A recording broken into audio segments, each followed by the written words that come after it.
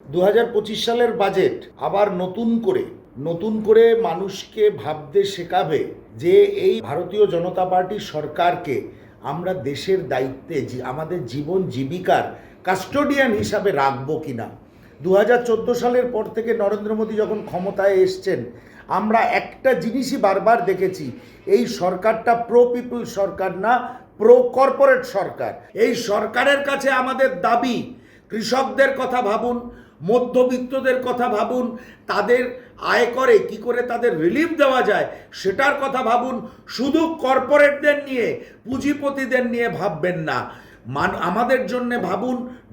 মধ্যবিত্ত এবং নিম্ন মধ্যবিত্ত শ্রেণী যারা আছে, গরিব মানুষদের তুলে আনুন অর্থনৈতিকভাবে, নিম্ন মধ্যবিত্ত এবং মধ্যবিত্ত স্তর অবধি তাদের নিয়ে ভাবুন। আমি কোনো শিল্পপতি বা শিল্পের বিরুদ্ধে নই, কিন্তু শিল্প স্থাপন না হলে ভারতবর্ষের গরিব মানুষ কোনো দিন তাদের অর্থনৈতিক উত্তরণ হবে না। 5 ট্রিলিয়ন ইকোনমির স্বপ্ন তো অনেক দূরের কথা।